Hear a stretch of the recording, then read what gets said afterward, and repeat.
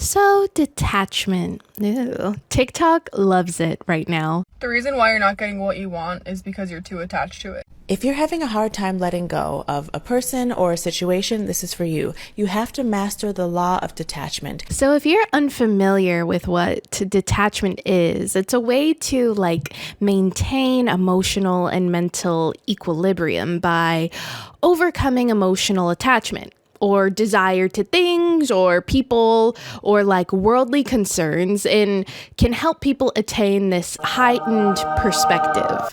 And my gut reaction when I kept hearing over and over this detachment trend, I was like, I didn't really like it, because I kept hearing it described as how to use detachment to fake high status by not being overly impressed by people. You can fake high status by not being easily impressed. Having men worship the ground you walk on. They are in or out of your life, you are happy either way, is when they literally become obsessed with you. And seeing this original explanation of detachment, it made me sad, because people kept talking about it as a way to exert power over people and make ourselves seem high status. And that sounds so mean. We should celebrate and be impressed by people we love, right? Of course. And I felt like I was missing something. And once I researched detachment, it turns out I was wrong. Detachment can absolutely be a very, very healthy practice. So let me explain what I found out and why this TikTok trend of detachment can be, if used correctly, a positive thing and not a selfish one. So welcome back, guys. This is Reese Gray Analyzes, and I am so excited that you guys decided to adventure with me today. On Reese Gray Analyzes, we look at creations and experiences in pop culture, like art, media, music, and even video games, to explore exactly why we think the way we think, question what we believe, and learn something new. And broadly, detachment can seem confusing. Of course, I was confused. I've personally seen it interpreted as this coldness, kind of selfishness, but that's not its essence. It's an interpretation, sure, but it's not the essence of how detachment is supposed to work. Detachment does not mean you don't care about anything. It doesn't mean you're not motivated. It doesn't mean that you don't take joy in life. What it means is that you are anti-fragile and not reactive. Detachment means you cultivate this emotional balance and inner freedom.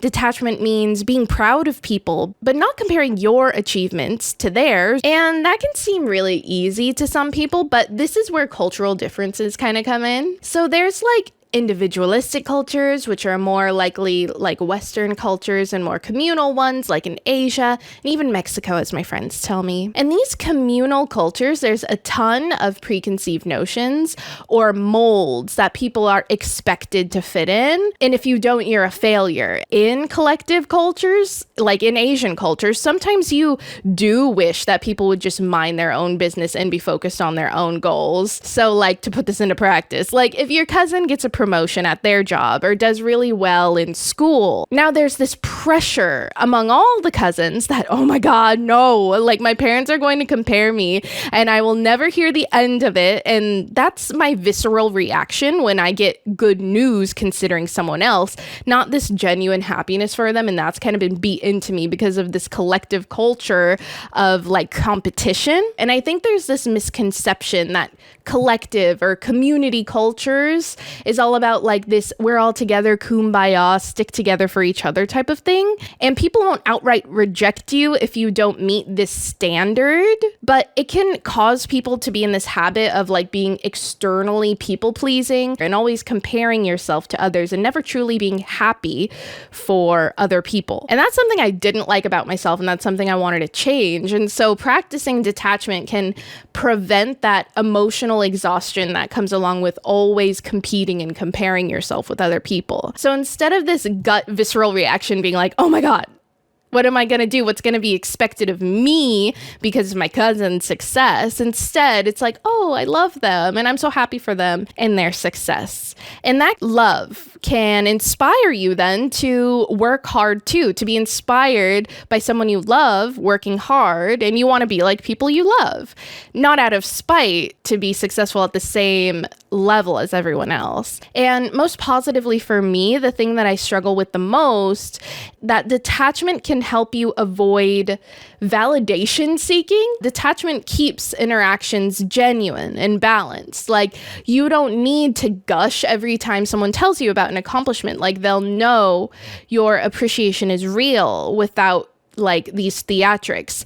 But I am theatrical, so it is genuine. I just do have to keep it in check. Like, why am I having this reaction? Like, why am I like popping off? But honestly, like, I evaluated this about myself. And if someone I love, if they do something awesome, I will pop off for you in the most genuine way possible. I'd be like, you went to Starbucks to like take care of yourself because you had a hard day? Like, oh my God.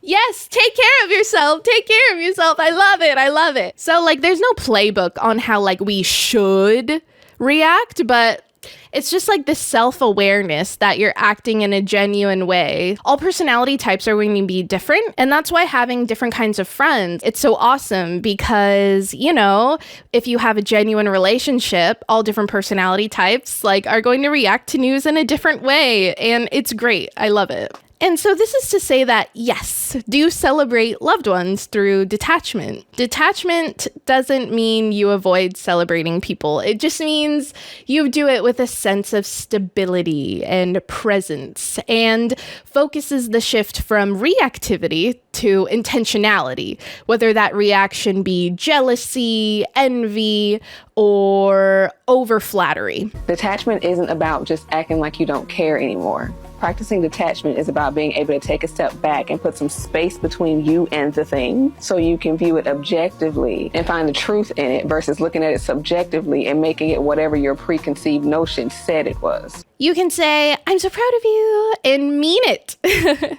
And this is why detachment improves relationships. You actually give people freedom when you're detached. You don't pressure people to live up to your expectations or need them to make you happy because of what you accomplished. This creates this awesome space for healthy and truly unconditional love.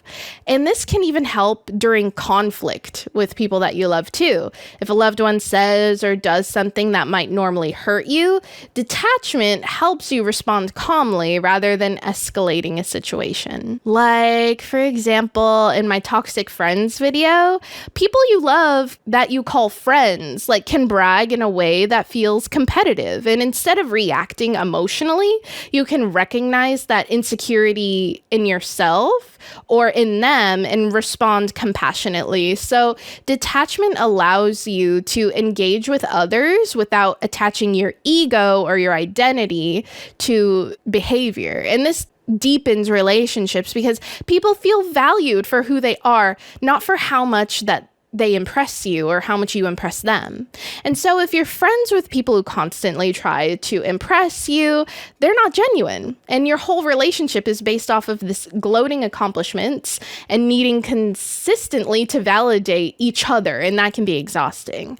So detachment isn't about shutting people out or withholding love. It's about loving them in a way that's rooted of respect and clarity rather than emotional entanglement. So detachment is about balance. You can still celebrate and be impressed by people you love, but detachment ensures that you do it authentically. And indifference, on the other hand, is apathy or lack of care, which is not what detachment advocates. So detachment lets you celebrate others authentically without being emotionally enmeshed or controlled by these external expectations. And you can still deeply love and admire someone while being detached. It's not about withholding your joy, but about grounding it in a way that's healthy for everybody who's involved. Detachment is positive, but not selfish because it promotes this authentic appreciation. And so when you're detached, your admiration comes from a genuine place, not out of fear of obligation and the fear of disappointing someone if you don't react the way they think that you want them to. This makes your celebration of others more meaningful to yourself and others when you practice detachment. And the relationship thrives without these unhealthy dependencies So when done right, detachment enhances your relationships. It doesn't weaken them. And it lets you give love and support freely, not because you feel compelled to react in a certain way. And that's a beautiful thing. And I just wanted to share that with you guys today. All right. Okay. Love you. Bye.